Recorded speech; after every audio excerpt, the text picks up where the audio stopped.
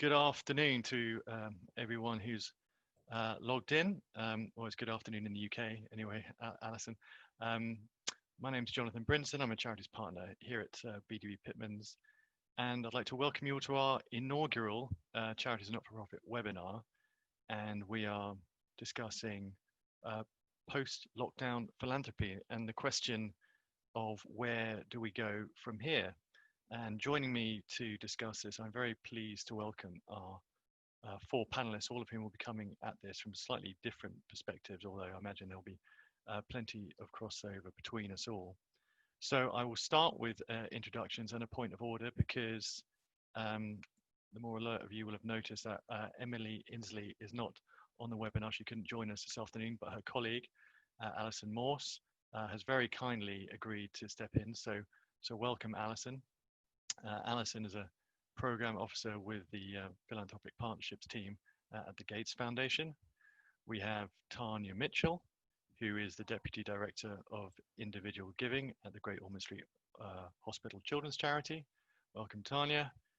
We have Rhodri Davies, Head of Policy at the Charities Aid Foundation, and who many of you will know from his very excellent podcast, Giving Thought, which I'm always very happy to plug. For those of you who haven't listened to that. And last, but by no means least, I'd like to welcome Alex Day, who is the director at Big Give. And I think it's safe to say that's probably the most high profile match funding platform we have here in the UK. So welcome all, and thank you for doing this and for sharing your time with us. So in terms of framing our discussion, it has occurred to me that as we've started to exit what appears to be the sort of full fat version of lockdown and move towards the kind of Diet Coke version of lockdown, conversations have just started subtly to shift away from blinkered crisis management towards talking about some semblance of recovery. And I think that's probably in part because maybe people have a little bit more bandwidth than they have done in recent months to think about what comes next. But before we discuss what might come next and the trends emerging out of COVID and how they might inform the future, it would be good to go around our virtual table and just spend a few moments reflecting on the impact which COVID had on your organizations. And so, can I ask Tanya if you might kick us off with your observations about that, initial transition to home working, which now seems like so long ago, and the speed with which your team needed to adapt? Yeah, of course. I think what was really incredible actually was that we had, a kind of a pilot scheduled for the 17th of March to actually test out our business continuity plan, remote working. And I'm delighted to say that we all managed to take home our ton of tech. We then obviously operated on the 17th, only then not to actually return to work. And I think that it's testament actually to our phenomenal technology team that we had in place a unified kind of communications kind of strategy, which has allowed us to remotely access our database, our telephony. We operate from surfaces. So, actually it was BAU right from the get-go, which, is testament to them. And with regards to the impact that it had, I think that we've all struggled, actually with virtual meetings. But the upside is that we've probably involved more people across the organisation. So those silos that potentially did exist in the first sort of couple of months or first 4 weeks was that we tried harder to be more inclusive. So, just I suppose the shorthand is to say that, our digital transformation kind of strategy and our business continuity worked excellently. And I think people embraced change actually, with good grace. I'm sure that the investment in that budget people never thought would yield such amazing benefits, not in this way. So that's great. I mean, Alison, Alex, what are your thoughts? I'll jump in. Thank you. Welcome to everybody who's joined, and I'm really happy to be here. So personally, I was in Seattle. I live in Philadelphia, but was in Seattle when all the news there broke loose in terms of community spread, and I promptly hopped on a flight home and started my work online and have been doing such for the last 6 months. In terms of the Gates Foundation, you know, their experts in infectious disease had been watching this since January and were putting together their grant making and investment strategies around vaccines and treatments and how to engage in low income countries. So there was a certain sense that things were going to move and that we would be shifting to this lockdown mode. And then I'll just say, in the work that I'm doing with Gates Philanthropy Partners, it was a week after the WHO announced that we were officially in a global pandemic that we launched a Combating COVID-19 Fund. And so it was just this quick pivot that we knew that donors were going to want to align with what the Gates Foundation was doing in terms of its response.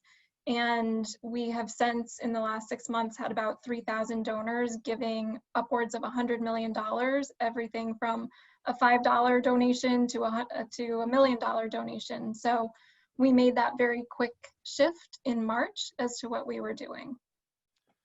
Alex, you got any thoughts? Yeah, I mean, practically speaking, I suppose the shift to working from home was quite simple for us. We're a tech-first organisation, and so it probably would have been scandalous if we didn't have the tech to enable us to be able to work from home. And we're a small team as well, so the pivot to working from home was a smooth transition for us at the Big Give. I guess there were bigger questions. I mean, we work with three main audiences. We work with philanthropists, we work with charities, and then we work with the kind of public, or our kind of three customers, if you like. And I suppose we had bigger questions around that step into the unknown, as everyone was facing. What would be the appetite of those three audiences to continue to partner with the Big Give in the way that we work? Probably like many of you on the call, lots of uncertainty around, would giving stand up? I think what we've seen over the past few months is that the response from those three audiences has been a lot of hard work, and actually, we've been pleasantly surprised around the kind of levels of giving that we've seen on the platform. I suppose it's quite difficult to compare previous campaigns to the ones that we've run over the past few months. It's a bit like comparing apples and pears, but we've run three major appeals in the past few months, all of which have kind of exceeded our expectations of what we'll get to that. What they would raise. So yeah.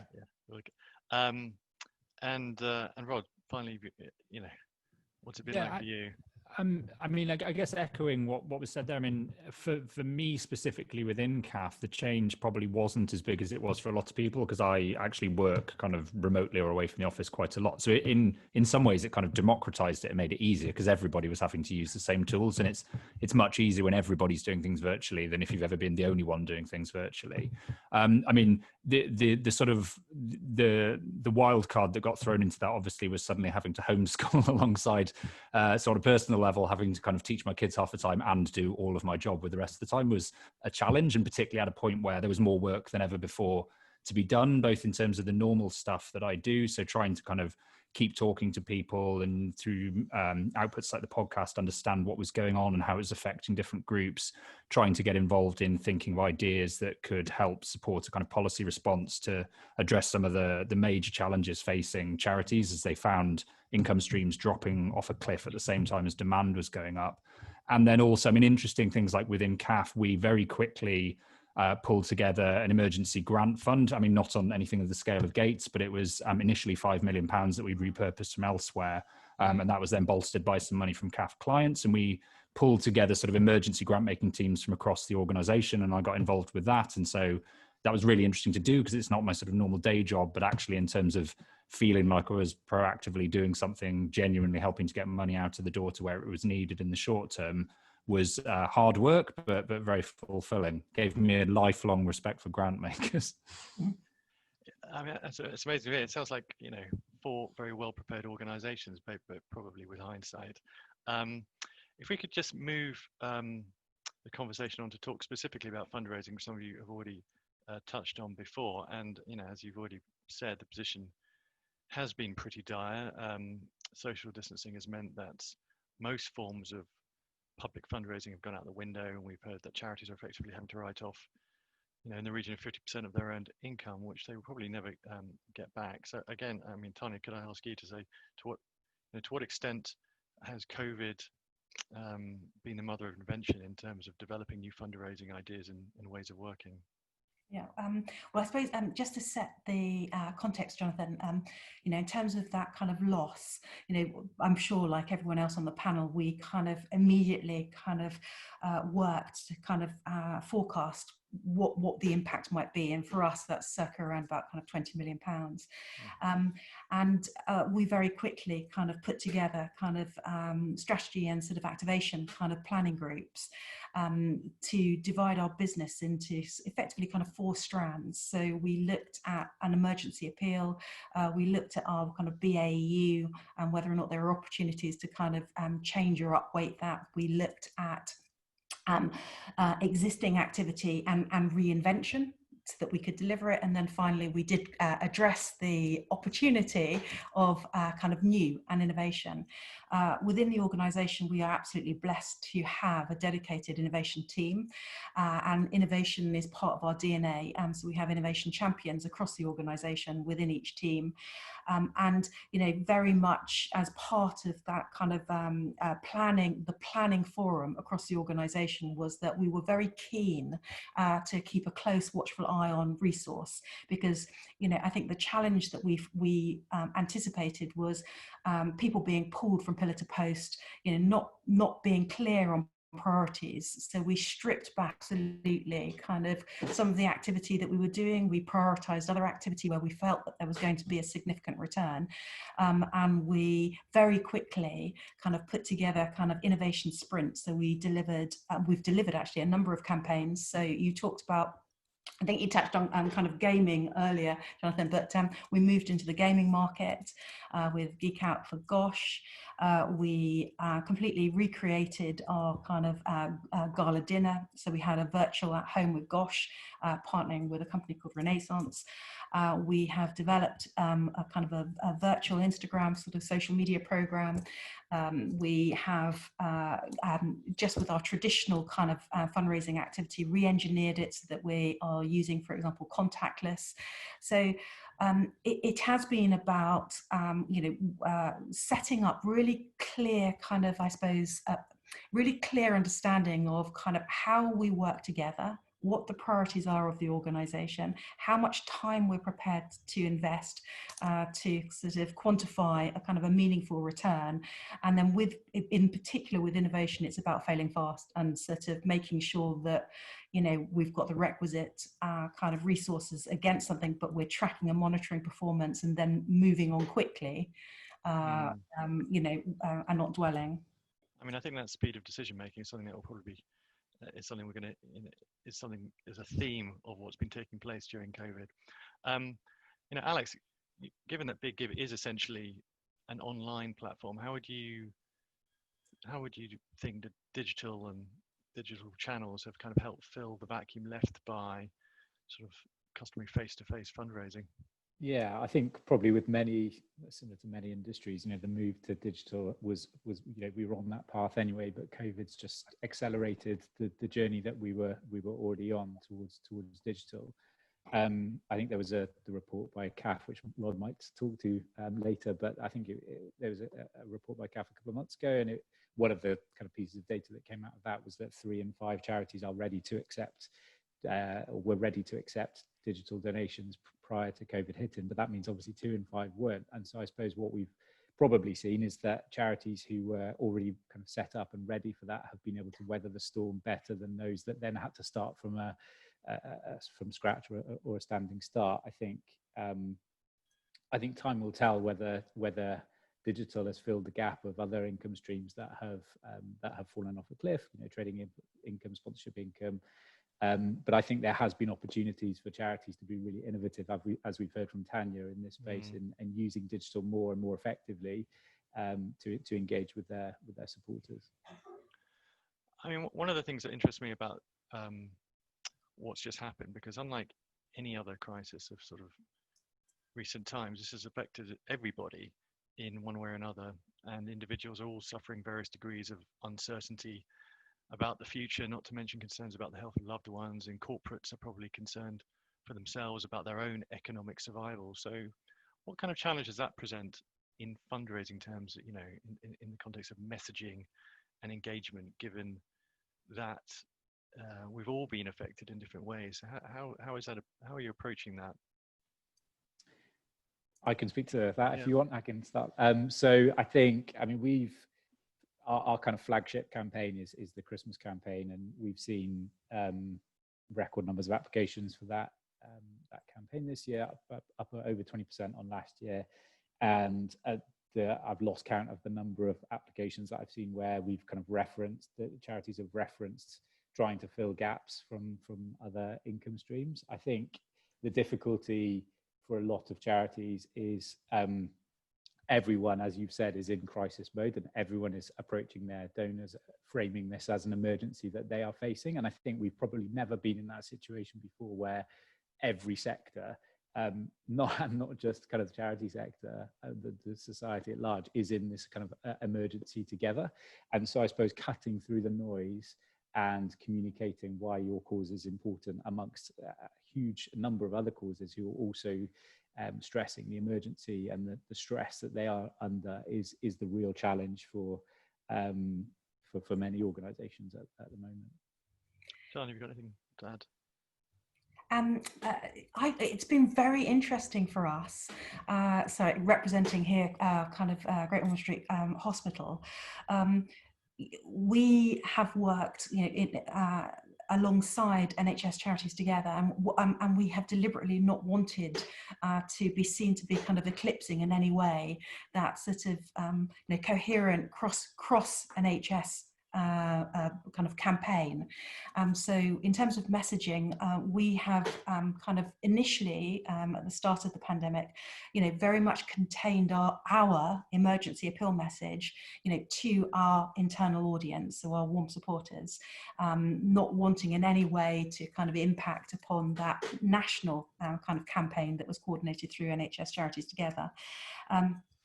I think we have progressed messaging, as I'm sure all other panelists have, as the pandemic has kind of moved on. And what's really fascinating for us is that as part of our kind of re-engineering of campaigning, we've gone live. So on the 6th of July, we went live back out in the field with our kind of door-to-door fundraising. And the public sentiment was phenomenal. You know, people were actually pleased to see our fundraisers. But what was really interesting, Jonathan, was that they didn't necessarily actually want to talk about COVID. What they were inspired by was the NHS. What they were inspired by was, you know, the great work of the clinicians, the nurses, you know, the research, and what we've seen is just an absolute groundswell of public support and just a desire to do something good. I mean, I've just been so incredibly proud to be part of, you know, the charitable sector, but also so proud of, you know, GB PLC.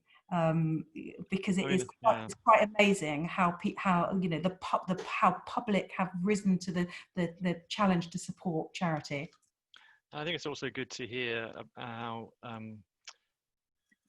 GOSH operated in a way which is complementary to the other NHS fundraising projects that are going on, and I think there's been a lot of complementary coordinated activity going on between charities in sectors.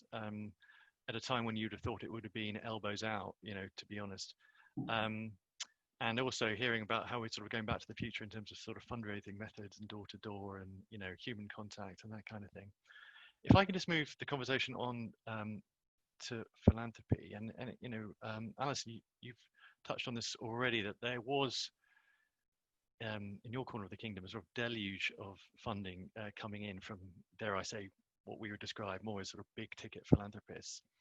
And given your role, which is sort of, I suppose, unique on the panel, it'd be interesting to hear your views about how this response has been different to anything else that, you know, we've seen before. And it'd probably be a good idea just to say a few words about, you know, the Gates Philanthropic Partnership and how that sits with the Gates Foundation, because there might be some confusion about that. Sure, I'll touch on that, but I'll first just say that, this is Big Philanthropy's big moment. And our co-chairs, Bill and Melinda, have been preaching that message to their peers in any way they can. If you can give more, if you can give sooner, now is the time to make that happen. And, at the beginning of this, we did have some concerns that the economic outlook was going to have the big donors retract on their giving, and anecdotally we haven't seen that. It will be interesting to see what the data looks like over the coming year in terms of what ultra high net worth giving looks like in response.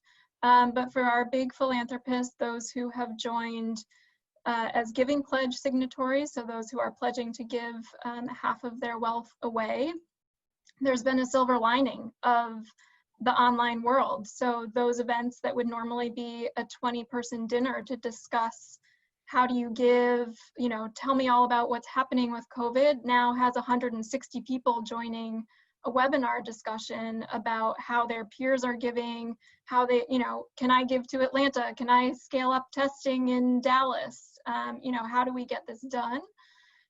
We're also seeing that there's a lot of interest in direct cash transfers and just more flexibility with people's giving. And I would be remiss to say that in the US, we're facing a dual crisis of systemic racism. The murder of George Floyd was really a flashpoint and trigger for philanthropists to think about their giving in a different way. And we are seeing both the pandemic and the racial justice conversations really pushing the next gen donors to have difficult conversations with their families, about who are you giving to, who is, giving voice in this moment to various groups. How do we encourage giving to communities of color?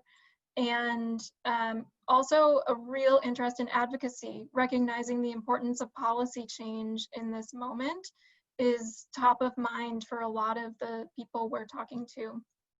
I'll touch briefly on, so Gates Philanthropy Partners is a 501c3 organization that was set up in 2016 by Bill and Melinda Gates. Being who they are, they have the wonderful advantage that people want to support them and want to give to the issues that they care about.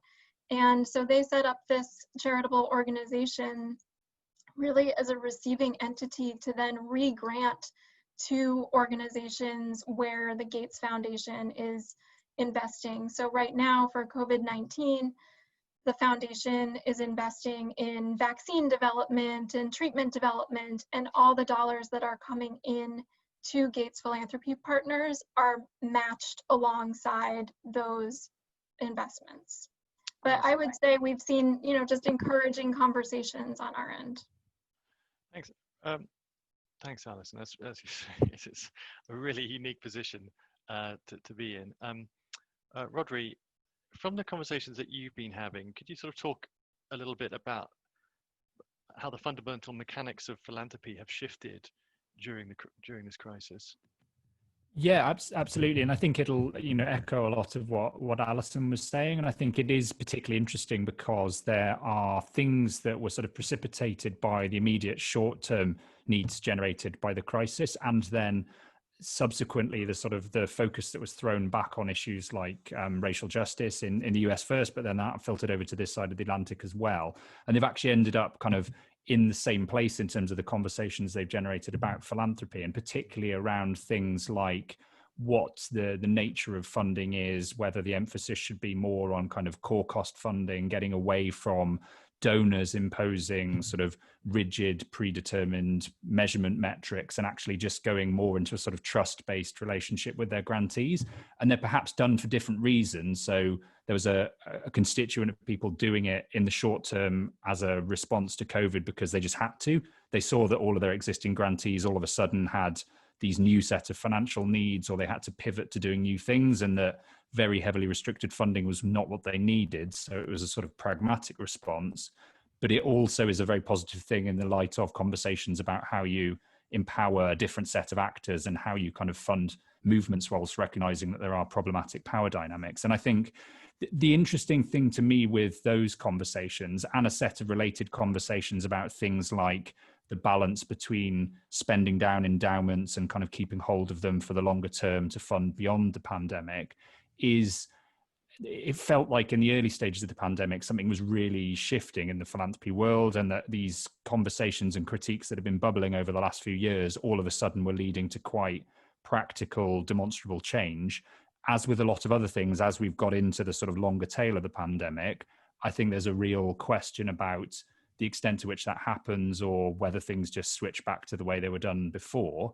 And I think I'm coming around to thinking that a lot of these changes won't be automatic, and it's there for those of us who think that there are positive things about how philanthropy could be done differently that will require slightly more kind of intentional action to make sure that we follow through on them. So I think there's a moment of opportunity, but we shouldn't just sit back and be complacent about it. So what are you saying, that as with all things, the pendulum might just, oscillate back to programmatic, restricted, because it wasn't just the nature that things were unrestricted, it was the speed with which grant making decisions were themselves being made, unheard of really, in terms of amounts.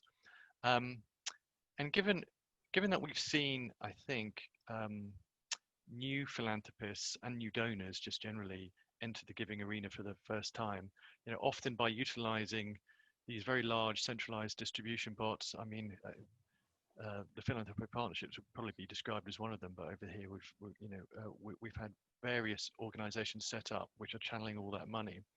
How do you think we keep those new actors really invested in this sector? What will make them stick, or might they not? I mean, I don't know if Alison or Tanya, you've got any thoughts on that? Yeah, I mean, in some ways it will be the tried and true methodologies of donor relationship building and, helping them see the future.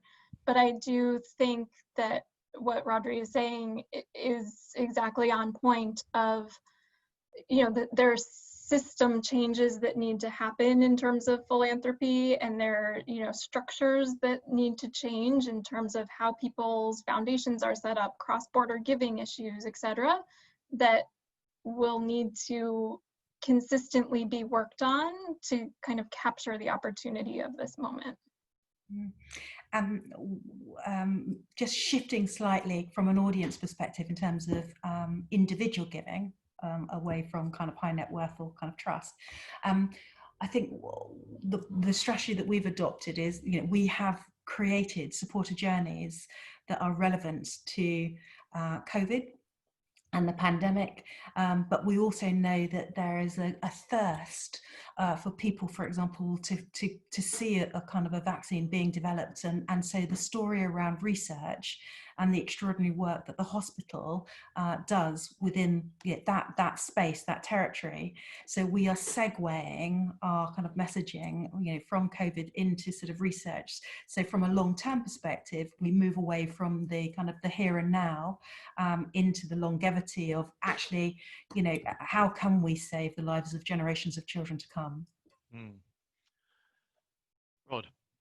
No, just on the point you raised there, Jonathan, before, because I think it's really interesting about this question of sort of centralizing the philanthropic response. And again, it's it's something we've seen during COVID, understandably, but it's also, it's something you see in previous iterations of kind of philanthropic response to crises, when policymakers and others get involved and want to make sure that the response is as effective and well coordinated as possible. The natural thing to do is to find a way of kind of centralizing it and asking everybody to give into some sort of kind of central pot. And that works, I think, when you have the imperative of a crisis as a motivation to get people to do it, and it might get people who otherwise wouldn't give.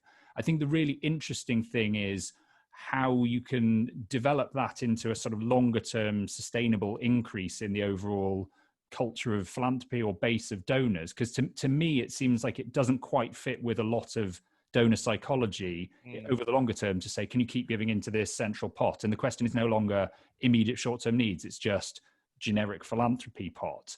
And I think, it's tempting for a policymaker, because I understand from a policymaker's point of view, philanthropy is actually really annoying. it's disparate. It's kind of controlled by the massive different kind of multifarious things that kind of inspire people to connect with causes, and that's wonderful. But actually, if you're trying to kind of coordinate it at a policy level to respond to things, that makes it very difficult to harness. So the idea that you can get it all centralized and distributed out again is really appealing.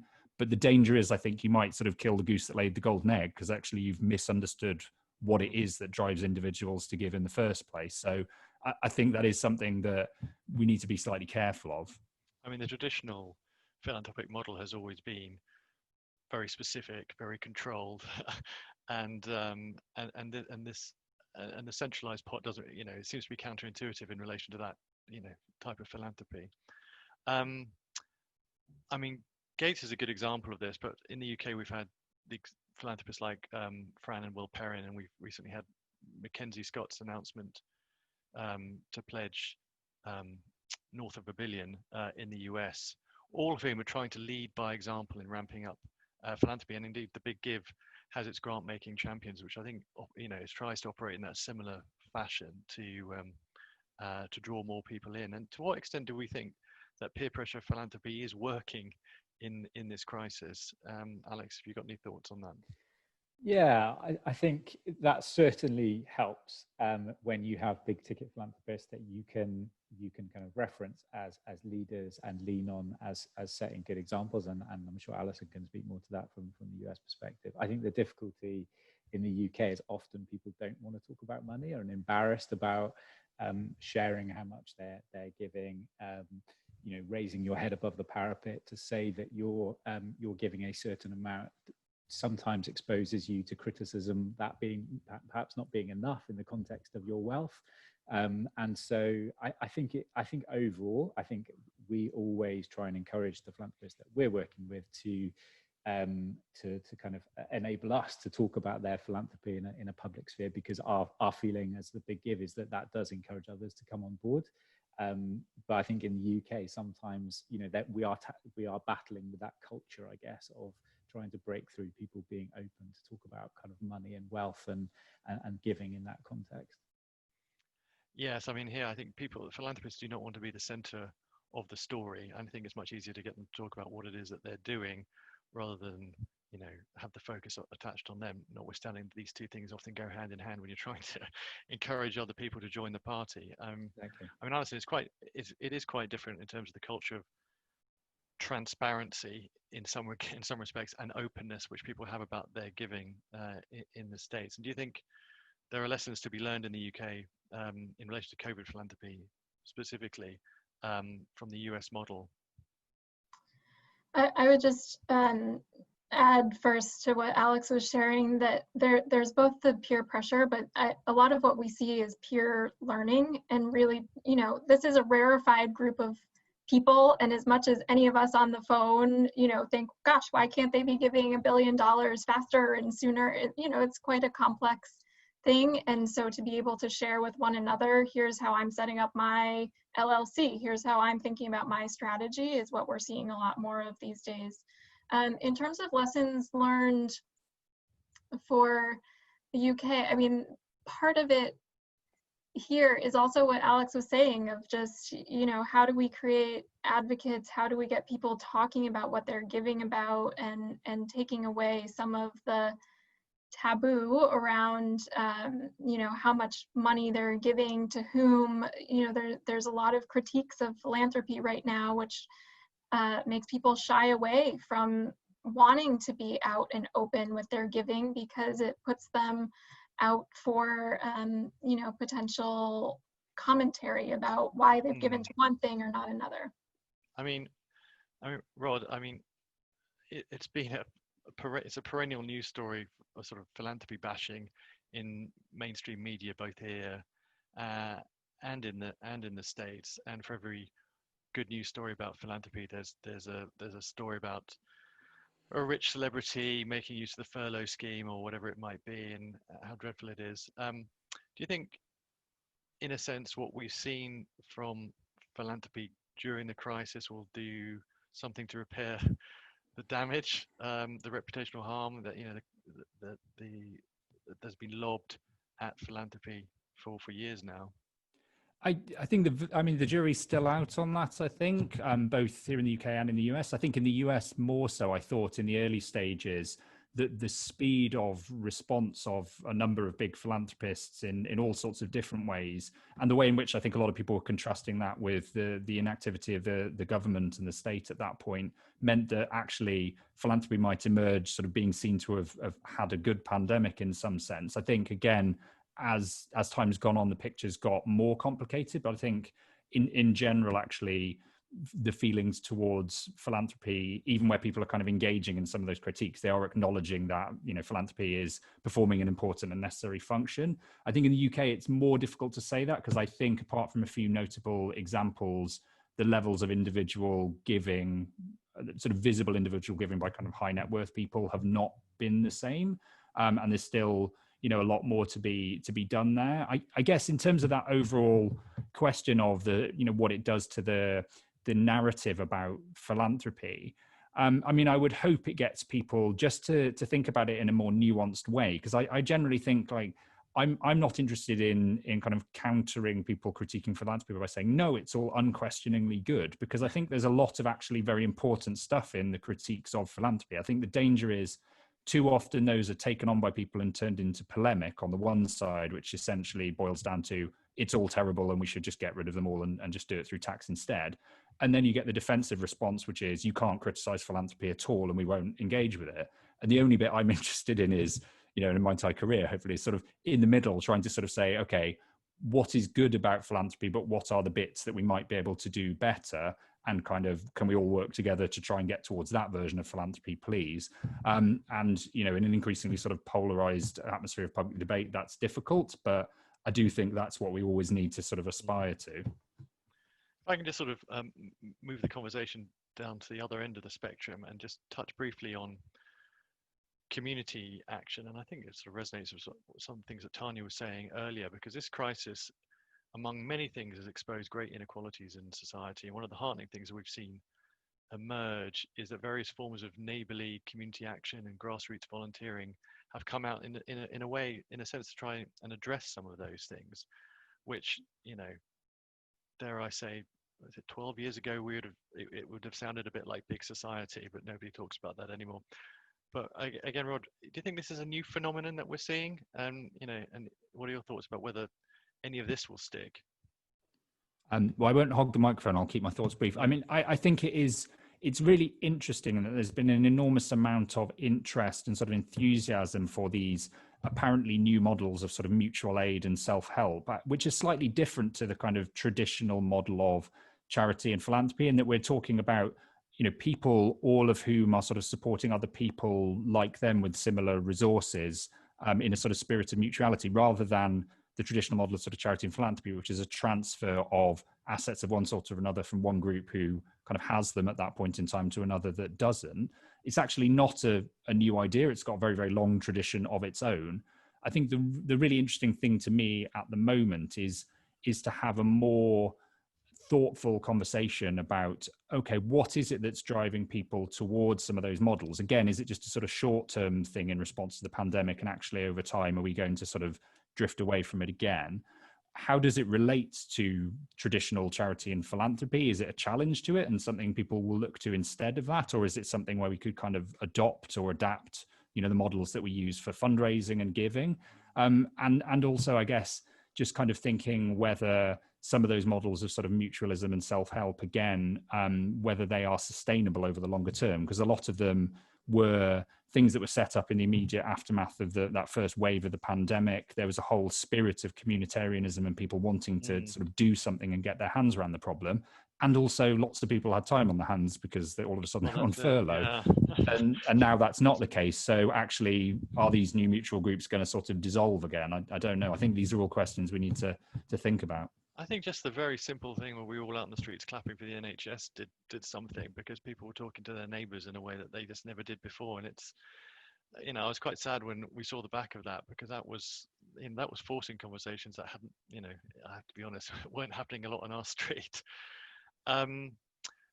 We've already touched on this during the conversation, but one of the things which has been amazing has been this full-blooded pivot to digital. and the speed with which organisations have adopted it. I suppose this is a question for everyone. Is there any sense that digital will completely reshape the charity sector, once we emerge on the other side of this crisis, not only in terms of fundraising and philanthropy, of course, but in terms of service provision? Shall I answer from I think it's been really fascinating, Jonathan, that if I look, for example, I mentioned about our gala dinner, so actually sort of kind of democratizing actually kind of and extending the opportunity for people to attend those types of galas. So, a kind of a registration, a ticket price of £25, and still to have access to the fantastic kind of celebrity talent that otherwise would have been kind of actually for quite a restricted audience because of the venue size. The virtual events, the 2.6 kind of challenge, how quickly the sector kind of moved, and allowing people to access, effectively the marathon in different ways that were kind of applicable and accessible for them. From our perspective, with regards to, I mentioned before, contactless, our kind of agency partners have had to move really quickly, and their kind of digital transformation roadmap has been accelerated. So things that we saw were kind of, down the line, maybe a year down the line, has suddenly been, brought forward to tomorrow. We're operating in a different way. So I definitely feel that there's been so much positive change, and that it's here to stay. Whether or not it will kind of replace, I think it's going to be complementary for us, and we'll be looking at kind of different weighting of activity. Alex, you're hearing anything from your frontline sort of organisations that you speak? Yeah, I think culturally it would be quite difficult to go back, actually, and I suppose the kind of rules and stuff that we have in place at the moment look here to stay for a while in terms of social distancing and how we operate as in the workplace, travel, all of these things I think are it's difficult to see how that would ever return back to normal. So I think the kind of move to digital, I think, as I mentioned earlier, and I think others have touched upon, has just been kind of accelerated, and we were already on that journey, and it's just kind of sped that up. I think the one kind of watch point in terms of us as a sector, and this goes beyond just fundraising and philanthropy, is just one of access, and just ensuring those in our communities who don't necessarily have the access to digital are not then excluded because they don't have broadband at home, or they don't have the devices they need. And so I think that's, I'm sure there's charities on the call who are probably working on that subject, but I think it's really important that we just don't expect that as a given for everyone, that there will be people that will be excluded, and that we need to make sure we address their needs as best we can. I mean, I think it's been amazing. There's been on the sort of implementing side of things, there's been a reimagination of programs in relation to education, mental health, mentoring, all sorts of things where it had been thought at the outset that this was going to be a much poorer way of delivering those services, and actually, surprisingly, it's turned out to be a much more, in some respects, more impactful way, and a way of reaching a wider group of people. But again, there is that barrier that some of these people will not have access to the fundamentals that they need in order to access the basics, like a computer and access to the Wi-Fi and all of that sort of thing. I mean, this is probably not a question for now, but I think, as the EOR lawyer on the panel, it does concern me that the speed with which we've embraced digital in the sector, you do wonder whether systems will creak and things will leak through, because it wasn't that long ago that the sector was under scrutiny in relation to all sorts of data protection issues, and one wonders whether those might resurface as we go forward, especially as certain services are now going to be provided purely online. Are there any other thoughts that, in terms of the digital transformation that charities have benefited from? Alison, are you gonna? Yeah, I would just add from the donor perspective, and I would echo a lot of what Tanya's saying, that there's the inclusivity factor. We're seeing that with as I mentioned, more folks are able to join the conversation than would be able to in person. But there is nothing like the side conversation or the pull aside during an event. And so we're just finding that there's much more kind of orchestration of relationships than would have happened in a natural event like or other type of setting. And so I think that we will see the shift when we can of trying to get back into some face-to-face just to kind of have those more personal touches. Rod. I just throw in just a final sort of a different perspective on the technology thing. I mean, I agree about the sort of the positive potential and the need to think about how we retain those elements of this enforced digital transition that have been good, and also kind of recognize the value of those offline elements that we're now realizing we're missing. I think another thing I'm really interested in, with a sort of different hat on, with an interest in sort of digital civil society, is what this does to the kind of awareness across the philanthropy world and civil society about some of the challenges that technology might present. And I think what I mean by that is there's a danger to me of organizations kind of piling into the digital space in the short term because they have to, and not realizing that they're actually having to make trade-offs there about giving away ownership on control of data and things like that. And that these are not actually kind of neutral public spaces.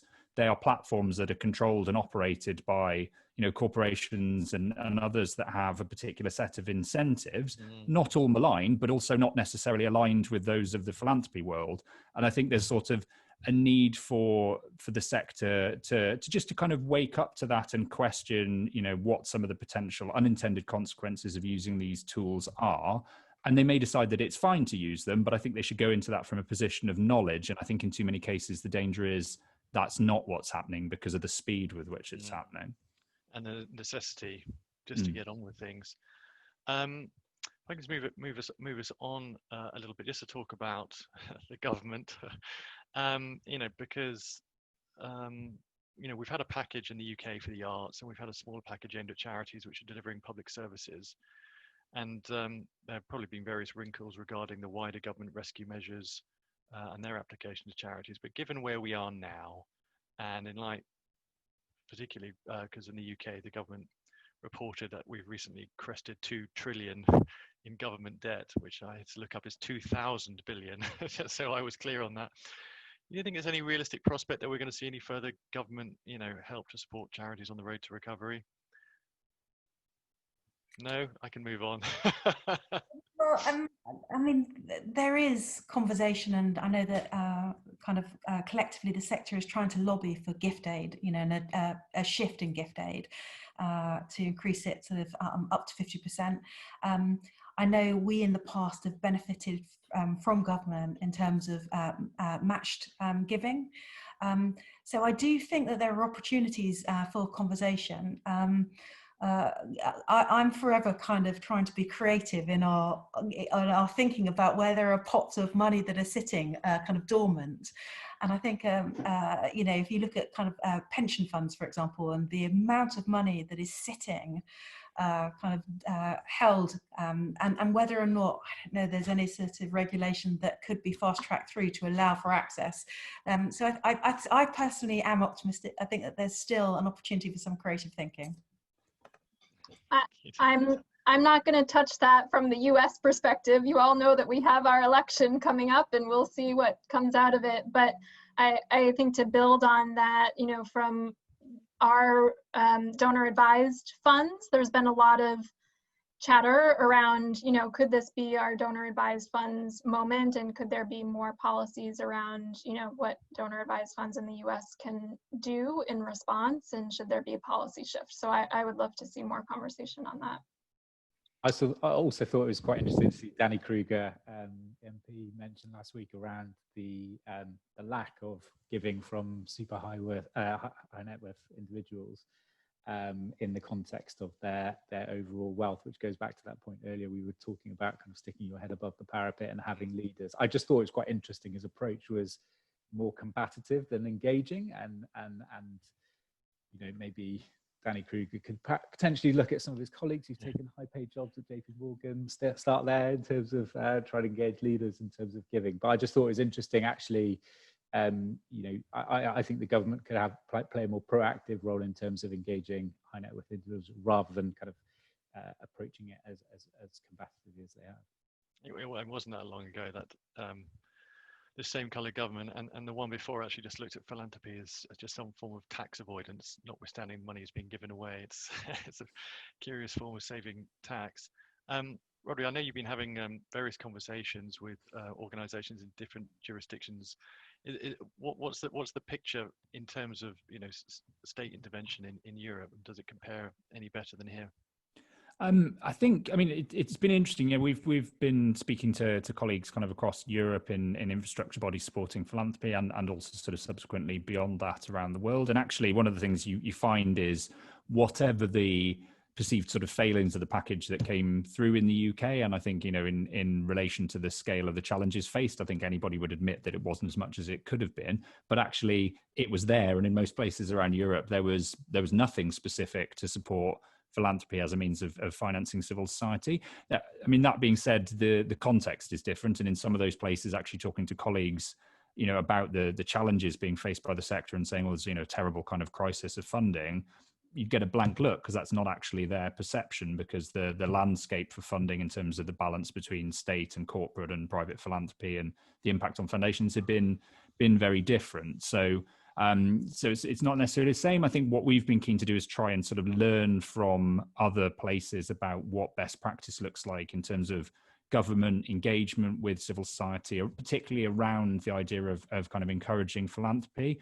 And certainly, you know, as somebody whose day job is largely to kind of come up with policy ideas to try and get more charitable giving, not always successfully. I mean, one thing we did in the early stages of the pandemic was put together a package of sort of ideas and proposals, some of which were things we probably wouldn't normally suggest because they weren't as pragmatic as we might normally think of at CAF, but we thought the kind of political arithmetic had changed so dramatically that, you know, new things were on the table. And that included things like an ask around a temporary increase in the value of gift aid, which is something we've subsequently taken forward with a group of organisations across the sector. And if people are interested in that, please, I'd encourage you to get in touch.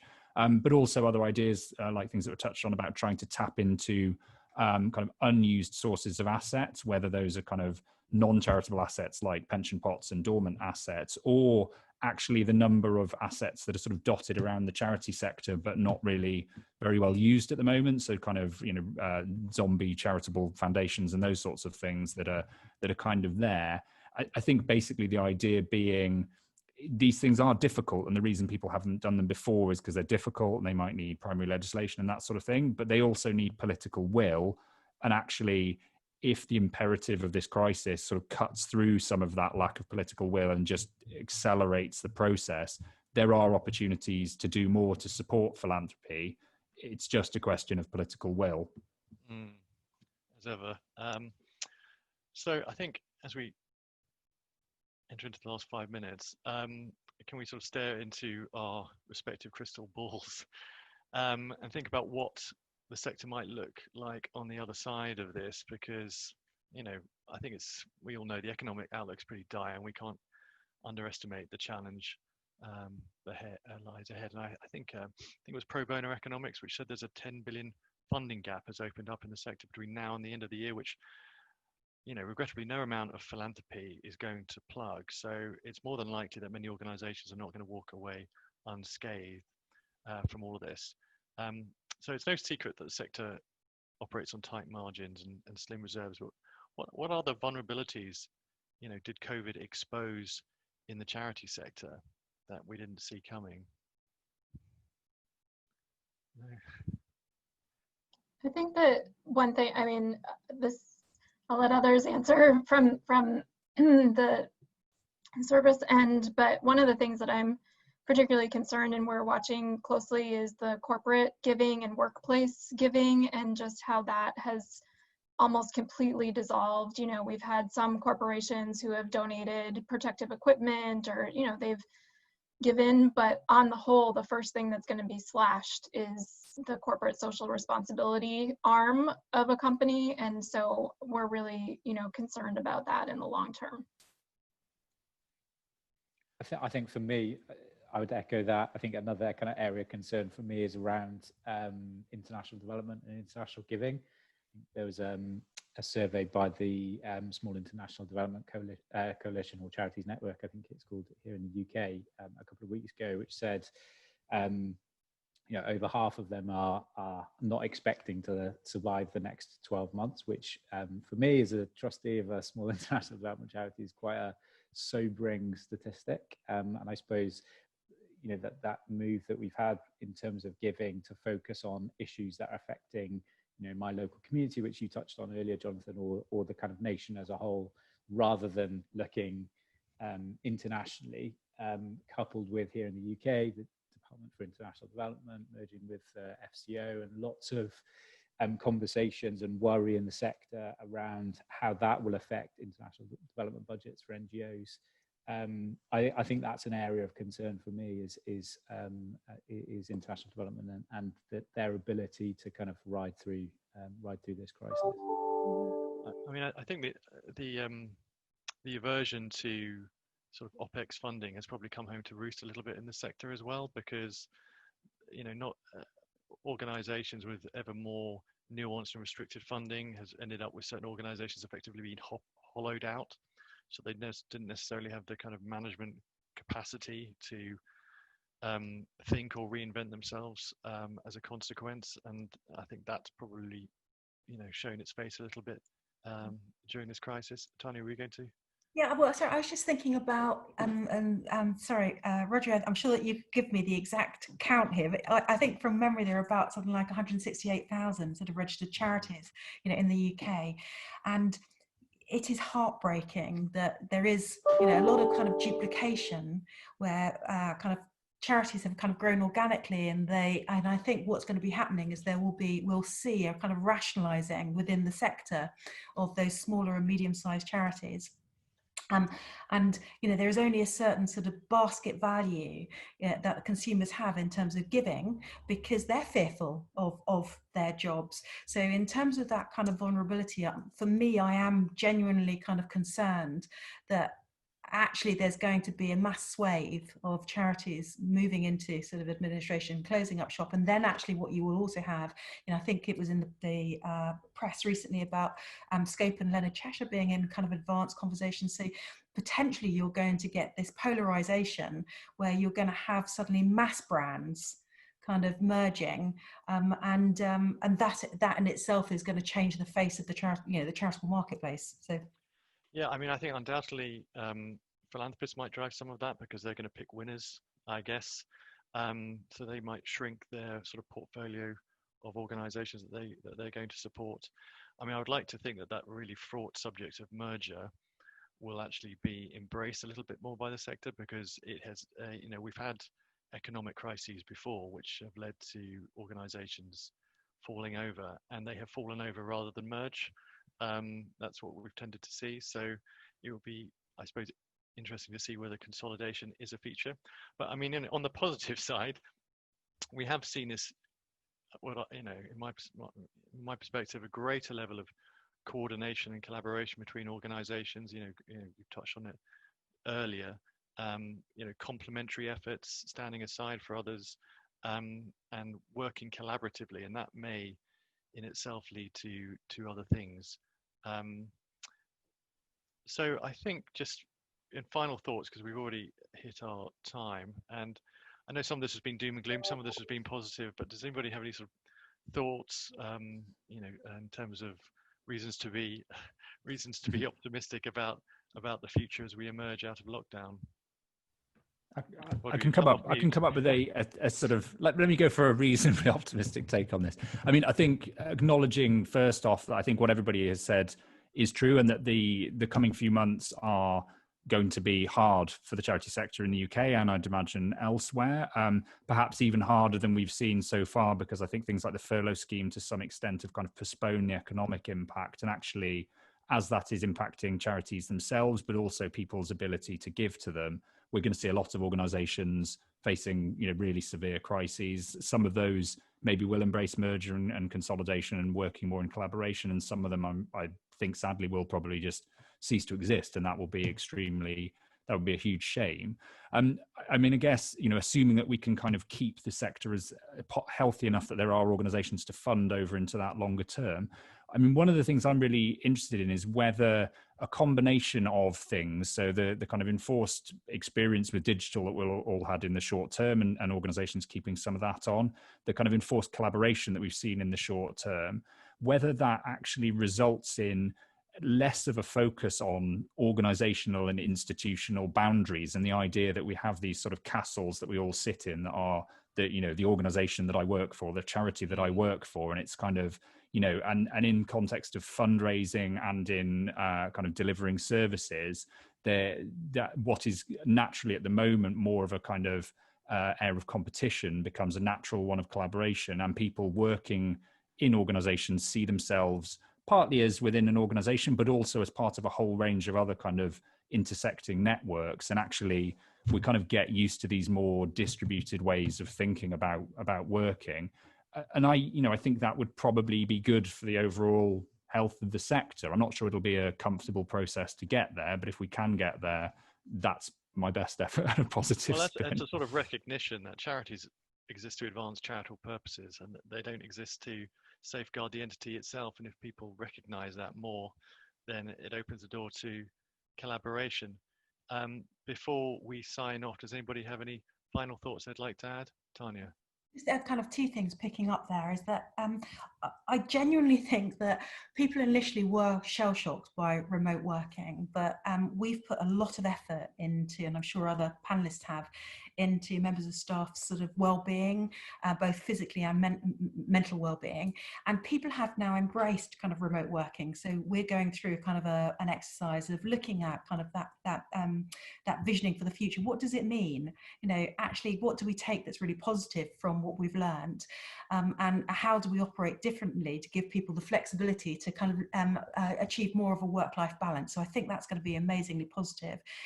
Picking up on Rhodri's point there about collaboration, you know, there's lots of duplication of effort across the sector.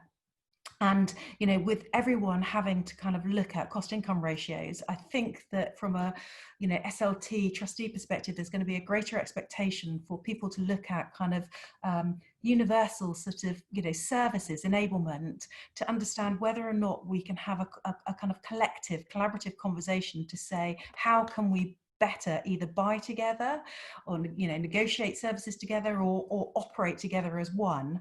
So that hubbing. And my final kind of, I think, point of optimism would be that what we have seen is that those people, you know, who've made a conscious decision to support us as a charity, you know, if I just take some key metrics looking at our kind of churn rate on kind of regular givers, it's the lowest it's been for 5 years. You know, these people have made a kind of a conscious commitment to support us in, you know, not only the hospital, but the NHS's, but, you know, Great Britain's time of need. And I genuinely feel that they will be there for us, you know, in the future. I think others may have had something to say, but I think that was so positive. I'm going to sign off there. So I'd like to thank everybody for joining us today, but I'd like to thank our panelists in particular for giving of their time and of their thoughts and of their energies to this. I appreciate it very much. So I'd like to thank you all and say goodbye. And I see some people are saying thank you as well. So thanks everybody. Thank you.